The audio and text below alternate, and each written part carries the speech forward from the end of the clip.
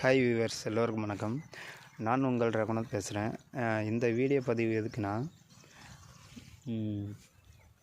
எனக்கு பின்னாடி உள்ள மரத்துக்கு பேர் தான் இலந்தை மரம்னு சொல்லுவாங்க.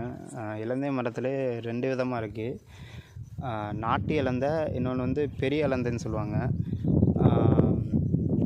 இந்த மாதிரி கிராமத்து சைடெலாம் பெரும்பாலுமே இந்த மாதிரி நாட்டு இலந்தை தான் அதிகமாக இருக்கும். இந்த நாட்டு இலந்தையோட பயன்கள், அது எங்கெங்கே யூஸ் பண்ணுறாங்க, என்னென்னத்துக்கெல்லாம் பயன்படுது, அதை பற்றிலாம் வந்து இந்த வீடியோவில் டீட்டெயிலாக சொல்கிறேன். ஸோ இந்த வீடியோவை ஸ்கிப் பண்ணாமல் கடைசி வரைக்கும் பாருங்கள். ஃபஸ்ட்டு என்னன்னு பார்த்தீங்கன்னா, நாட்டு இலந்தையோடைய இங்கிலீஷ் பேர் என்னன்னு கேட்டிங்கன்னா இந்தியன் ஜுஜுபின்னு சொல்லுவாங்க. அதோட சயின்ஸ் நேம், அதாவது அறிவியல் பேருன்னு சொல்லுவாங்க, அது வந்து ஜிசிபஸ் ஜுஜாப்பா. அப்புறம் வந்து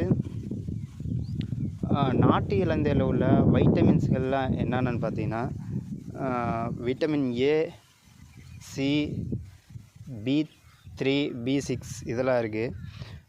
இந்த வைட்டமின்ஸ்லாம் இருக்கனால இந்த பழத்தை நம்ம சாப்பிடும்போது எலும்புகளில் உள்ள கால்சியம் அளவு குறைய விடாமல் எலும்புகளை பாதுகாக்கும்.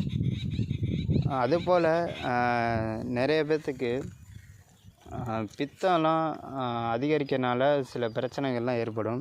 தலை சுற்றல், மயக்கம், வாந்தி இது மாதிரிலாம் வரும். அப்படிப்பட்ட தருணத்தில் நம்ம ரெகுலராக அந்த நாட்டு இலந்தையை சாப்பிட்டுக்கிட்டே வந்தோம்னா அந்த மாதிரி பிரச்சனைகளெல்லாம் சரி செய்யும். பித்தத்தையும் சம அளவில் வச்சுருக்கும். அது இல்லாமல் இருதய நோய், கழுத்து நோய் இதெல்லாம் சரி பண்ணும். இன்னும் மேன்மேலும் பல மருத்துவ குணங்களும் இருக்குது. அது இல்லாமல் இந்த இலந்த மரத்தோடைய வேறு பட்டையெல்லாம் எடுத்து நம்ம மருந்தை எடுத்துக்கும் போது நல்ல ஒரு பசி தூண்டியாகவும் இருக்கும்.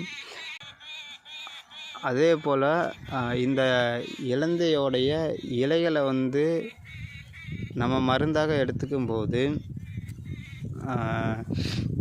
நரம்பு தசை சுருக்கத்துக்கெல்லாம் நல்ல ஒரு மருந்தாக செயல்படும்.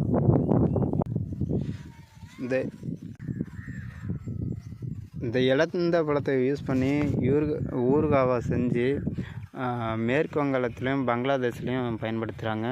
அதுபோல் டீயா வியட்நாம், சைனா இது போன்ற நாடுகளையும் பயன்படுத்துகிறாங்க. ஸோ இந்த வீடியோ முடிஞ்சு.